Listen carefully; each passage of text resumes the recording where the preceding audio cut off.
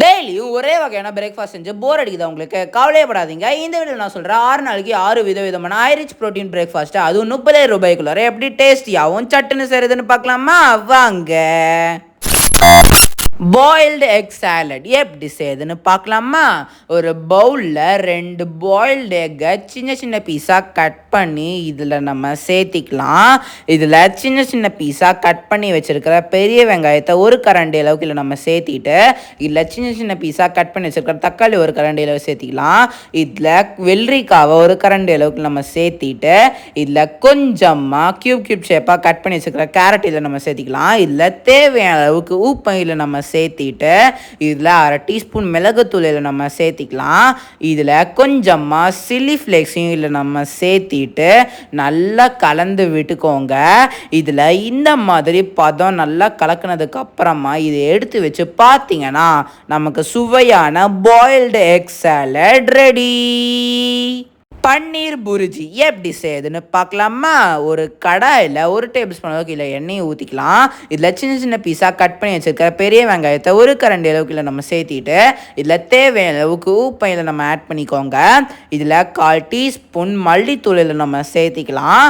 இதில் 1/4 டீஸ்பூன் கறி மசால் தூளில் நம்ம சேர்த்திட்டு, இதில் 1/4 டீஸ்பூன் மிளகாய் தூளியும் இதில் நம்ம சேர்த்திக்கலாம். இது எல்லாமே போட்டுட்டு நல்லா சிம்லேயே வச்சு நல்லா வதக்கி விட்டுக்கோங்க. இதில் நம்ம ஒரு கரண்டி அளவுக்கு சின்ன சின்ன பீஸாக கட் பண்ணி வச்சுருக்க தக்காளியில் நம்ம சேர்த்திக்கலாம். இது எல்லாமே போட்டுட்டு நல்லா வதக்கி விட்டுக்கோங்க. இதில் கொஞ்சமாக தண்ணியவும் இல்லை நம்ம சேர்த்திட்டு நல்லா கலந்து விட்டுக்கலாம். 5 நிமிஷம் நல்லா வேக விட்டுக்கோங்க. இப்போ 5 நிமிஷம் கழித்து பார்த்தீங்கன்னா நமக்கு நல்லாவே வெந்திருக்கும். இதில் 1 டேபிள் ஸ்பூன் அளவுக்கு இஞ்சி பூண்டு பேஸ்ட் இதில் நம்ம சேர்த்திக்கலாம். இது எல்லாமே போட்டுட்டு நல்லா வதக்கி விட்டுக்கோங்க. இதில் பொடி பொடியாக கட் பண்ணி வச்சிருக்கிற பன்னீரை ஒரு கரண்டி அளவுக்கு இல்லை நம்ம சேர்த்திட்டு, நம்ம போட்டிருக்கிற மசாலா ஃபுல்லாகவே அதில் ஸ்ப்ரெட் ஆகிற மாதிரி நல்லா கலந்து விட்டுக்கோங்க. இந்த மாதிரி நல்லா கலந்து விட்டுட்டு இதில் இந்த மாதிரி கன்சிஸ்டன்சி வந்த உடனே இது ஒரு பிளேட்டில் ட்ரான்ஸ்ஃபர் பண்ணி எடுத்து வச்சு பார்த்தீங்கன்னா நமக்கு சுவையான paneer bhurji ready. Soya stir fry எப்படி செய்யுதுன்னு பார்க்கலாமா? ஒரு கடாயில் 1 டேபிள் ஸ்பூன் அளவுக்கு இல்லை எண்ணெயை ஊற்றிட்டு, இதில் 1/2 டீஸ்பூன் சோம்பு இதில் நம்ம சேர்த்திக்கலாம். இதில் கொஞ்சமாக கருவேப்பிலையில் நம்ம சேர்த்திட்டு, இதில் ஒரு கரண்டி அளவுக்கு நல்லா வேக வச்சுருக்கிற சோயாவை இதில் நம்ம சேர்த்திக்கலாம். இதில் இன்னொரு கரண்டி சோயாவும் இதில் நம்ம சேர்த்திட்டு நல்லா வதக்கி விட்டுக்கோங்க. இதில் தேவையான அளவுக்கு உப்பை இதில் நம்ம சேர்த்திக்கலாம். இதில் கொஞ்சமாக மஞ்சத்தூள் இதில் நம்ம சேர்த்திட்டு, இதில் 1/4 டீஸ்பூன் மிளகாத்தூளில் நம்ம சேர்த்திக்கலாம். இதில் 1/4 டீஸ்பூன் கறி மசால் தூளில் நம்ம சேர்த்திட்டு, இதில் 1/4 டீஸ்பூன் மல்லித்தூளில் நம்ம ஆட் பண்ணிக்கலாம். இது எல்லாமே போட்டுட்டு நல்லா கலந்து விட்டுக்கோங்க. நல்லா சிம்லேயே வச்சு நல்லா கலந்து விட்டுக்கோங்க. இது ஒரு 5 நிமிஷம் நல்லா வேகட்டும். இப்போ 5 நிமிஷம் கழித்து பார்த்தீங்கன்னா இதில் இந்த மாதிரி கன்சிஸ்டன்சி வந்த உடனே இதை ஒரு பவுலில் ட்ரான்ஸ்ஃபர் பண்ணி எடுத்து வச்சு பார்த்தீங்கன்னா நமக்கு சுவையான சோயா ஸ்டிர் ஃப்ரை ரெடி. பன்னீர் டோஸ்ட் எப்படி செய்யுதுன்னு பார்க்கலாமா? ஒரு தோசை பேனில் ஒரு கரண்டி அளவுக்கு வெண்ணெயில் நம்ம சேர்த்திட்டு அந்த பேனில் ஃபுல்லாகவே நல்லா ஸ்ப்ரெட் பண்ணி விட்டுக்கலாம். இந்த மாதிரி நல்லா ஸ்ப்ரெட் பண்ணிட்டு இதில் சின்ன சின்ன பீஸாக கட் பண்ணி வச்சுருக்கிற பன்னீரை இதில் ஒரு கரண்டி அளவுக்கு இல்லை நம்ம சேர்த்திக்கலாம். இது எல்லாமே போட்டுட்டு இதில் தேவையான அளவுக்கு உப்பையில் நம்ம சேர்த்திட்டு, இதில் 1/4 டீஸ்பூன் மிளகுத்தூளில் நம்ம சேர்த்திக்கலாம். இதில் 1/4 டீஸ்பூன் கறி மசால் தூளில் நம்ம சேர்த்திட்டு இது எல்லாமே போட்டுட்டு நல்லாவே பரப்பி விட்டுக்கோங்க. பன்னீரை ஃபுல்லாகவே அந்த தோசை பேனில் ஃபுல்லாகவே பரப்பி விட்டுக்கோங்க. இப்போ 5 நிமிஷம் நல்லா வேகட்டும். 5 நிமிஷம் கழித்து பார்த்தீங்கன்னா நமக்கு 2 பக்கமும் கரெக்டான அளவில் நல்லாவே ஃப்ரையாக இருக்கும். இதில் இந்த மாதிரி கன்சிஸ்டன்சி வந்த உடனே இதை ஒரு பிளேட்டில் ட்ரான்ஸ்ஃபர் பண்ணி எடுத்து வச்சு பார்த்தீங்கன்னா நமக்கு சுவையான பன்னீர் டோஸ்ட் ரெடி. சோயா பொடி மாஸ் எப்படி செய்யுதுன்னு பார்க்கலாமா? ஒரு கடாயில் 1 டேபிள் ஸ்பூன் அளவுக்கு இதில் எண்ணெயை ஊற்றிட்டு இதில் 1/2 டீஸ்பூன் கடுகு இதில் நம்ம சேர்த்திக்கலாம். இதில் கொஞ்சமாக கருவேப்பிலையில் நம்ம சேர்த்திட்டு இதில் சின்ன சின்ன பீஸாக கட் பண்ணி வச்சுருக்கிற பச்சை மிளகாவை ஒன்று சேர்த்திக்கலாம். இதில் சின்ன சின்ன பீஸாக கட் பண்ணி வச்சுருக்கிற பெரிய வெங்காயம் 1 கரண்டி அளவுக்கு இதில் நம்ம சேர்த்திட்டு இதில் தேவையான அளவுக்கு உப்பை இதில் நம்ம ஆட் பண்ணிக்கலாம். இது எல்லாமே போட்டுட்டு நல்லா சிம்லேயே வச்சு நல்லா வதக்கி விட்டுக்கோங்க.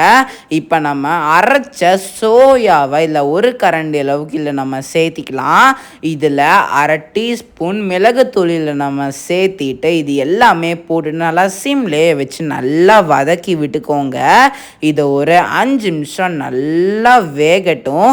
5 நிமிஷம் கழித்து பார்த்தீங்கன்னா இந்த மாதிரி கன்சிஸ்டன்சி வந்த உடனே இது ஒரு பிளேட்டில் ட்ரான்ஸ்ஃபர் பண்ணி எடுத்து வச்சு பார்த்தீங்கன்னா நமக்கு சுவையான சோயா பொடி மாஸ் ரெடி. எக் பன்னீர் ஆம்லேட் எப்படி செய்யுதுன்னு பார்க்கலாமா? ஒரு தோசை பேனில் 1 டேபிள் ஸ்பூன் அளவுக்கு இல்லை எண்ணெயை ஊற்றிக்கலாம். நல்லா பீட் பண்ணி வச்சுருக்கிற எக்கை சுற்றியுமே இந்த தோசை பேனில் சுற்றியுமே ஸ்ப்ரெட் ஆகிற அளவுக்கு நல்லா ஊற்றிக்கோங்க. இதில் சின்ன சின்ன பீஸாக கட் பண்ணி வச்சுருக்கிற பெரிய வெங்காயத்தை 1 கரண்டி அளவுக்கு நல்லா தூவி விட்டுக்கலாம். இதில் சின்ன சின்ன பீஸாக கட் பண்ணி வச்சுருக்கிற பன்னீரை கொஞ்சமாக நல்லா துருவி விட்டுக்கோங்க. இது எல்லாமே போட்டுட்டு இதில் தேவையான அளவுக்கு உப்பு இதில் நம்ம சேர்த்திக்கலாம். நல்லா சுற்றியுமே இதில் உப்பை போட்டுக்கோங்க. இதில் 1/2 டீஸ்பூன் அளவுக்கு சில்லி ஃப்ளேக்ஸையும் சுற்றியும் அப்படியே தூவி விட்டுக்கலாம் மலைச்சாரல் மாதிரி. இதில் 1 கரண்டி அளவுக்கு சின்ன சின்ன பீஸாக கட் பண்ணி வச்சுருக்கிற கொத்தமல்லியும் அப்படியே ஸ்ப்ரிங்கிள் பண்ணுற மாதிரி அப்படியே தூவி விட்டுக்கோங்க. இது எல்லாமே போட்டுட்டு ஒரு 5 நிமிஷம் நல்லா வேகட்டும். 5 நிமிஷம் கழித்து பார்த்தீங்கன்னா நமக்கு நல்லாவே எல்லா சைடுமே வெந்தாச்சு. இதில் இந்த மாதிரி கன்சிஸ்டன்சி வந்த உடனே இதை ஒரு பிளேட்டில் ட்ரான்ஸ்ஃபர் பண்ணி எடுத்து வச்சு பார்த்தீங்கன்னா நமக்கு சுவையான எக் பன்னீர் ஆம்லேட் ரெடி. இப்போ ஹெல்த்தியான பாயில்டு எக் சாலட் ரெடி ஆயிடுச்சு. இப்போ வாங்க டேஸ்ட் பண்ணி பார்க்கலாம் எப்படி இருக்குன்னு.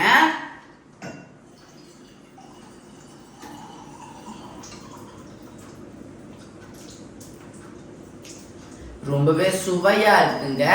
எக் நம்ம உடம்புக்கு ரொம்ப ரொம்ப நல்லது. அது மட்டும் இல்லாமல் இந்த எக் சாலட் வந்து நமக்கு வந்து ஹை ரிச் ப்ரோட்டீனு, அதுவும் பட்ஜெட் ஃப்ரெண்ட்லியே 30 ரூபாய்க்குள்ள செஞ்சிடலாம். அதுவும் நான் சொன்ன மெத்தடில் ட்ரை பண்ணி பார்த்தீங்கன்னா ரொம்ப வித்தியாசமான டேஸ்ட்டில் இருக்கும். எல்லாருமே ஆச்சரியப்படுவாங்க. கண்டிப்பாக ட்ரை பண்ணி பாருங்க. இப்போ ஹெல்த்தியான பன்னீர் புர்ஜி ரெடி ஆயிடுச்சு. இப்போ வாங்க டேஸ்ட் பண்ணி பார்க்கலாம் எப்படி இருக்குன்னு.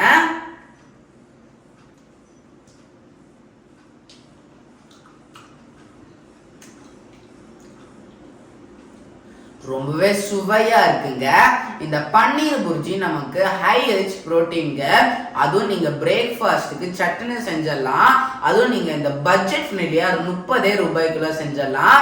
அதுவும் நான் சொன்ன மெத்தடில் ட்ரை பண்ணி பார்த்தீங்கன்னா ரொம்ப வித்தியாசமான டேஸ்ட்டில் இருக்கும். எல்லாருமே ஆச்சரியப்படுவாங்க. கண்டிப்பாக ட்ரை பண்ணி பாருங்க.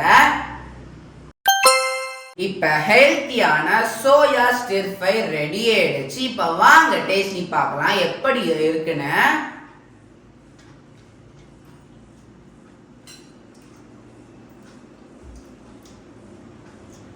ரொம்பவே சுவையாக இருக்குங்க. சோயா நம்ம உடம்புக்கு ரொம்ப ரொம்ப நல்லது.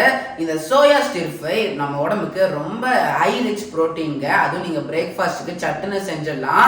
அதுவும் நீங்கள் பட்ஜெட் ஃப்ரெண்ட்லியே 30 ரூபாய்க்குள்ள செஞ்சிடலாங்க. அதுவும் நான் சொன்ன மெத்தடில் ட்ரை பண்ணி பார்த்தீங்கன்னா ரொம்ப வித்தியாசமான டேஸ்ட்டில் இருக்கும். எல்லாருமே ஆச்சரியப்படுவாங்க. கண்டிப்பாக ட்ரை பண்ணி பாருங்கள். இப்போ ஹெல்த்தியான பன்னீர் டோஸ்ட் ரெடி ஆயிடுச்சு. இப்போ வாங்க டேஸ்ட் பண்ணி பார்க்கலாம் எப்படி இருக்குன்னு.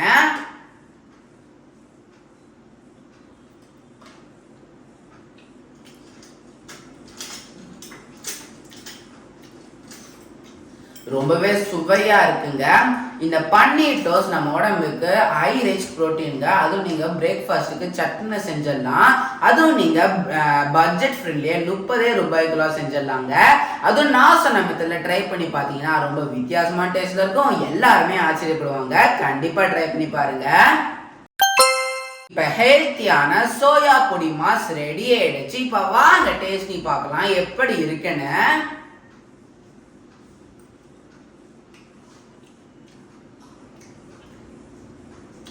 ரொம்பவே சுவையா இருக்குங்க. சோயா நம்ம உடம்புக்கு ரொம்ப ரொம்ப நல்லது. அதுவும் இந்த சோயா பொடி மாஸ் நம்ம உடம்புக்கு ஹை ரிச் புரோட்டீன்ங்க. நீங்க பிரேக்ஃபாஸ்ட் கூட செஞ்சிடலாம் சட்டுன்னு. அதுவும் நான் சொன்ன மெத்தட்ல ட்ரை பண்ணி பார்த்தீங்கன்னா ரொம்ப வித்தியாசமான டேஸ்ட்ல இருக்கும். எல்லாருமே ஆச்சரியப்படுவாங்க. அதுவும் பட்ஜெட் ஃப்ரெண்ட்லியே 30 ரூபாய்க்குள்ள செஞ்சிடலாம். கண்டிப்பா ட்ரை பண்ணி பாருங்க. இப்ப சுவையான எக் பன்னீர் ஆம்லெட் ரெடி ஆயிடுச்சு. இப்ப வாங்க டேஸ்ட் பண்ணி பார்க்கலாம் எப்படி இருக்குன்னு.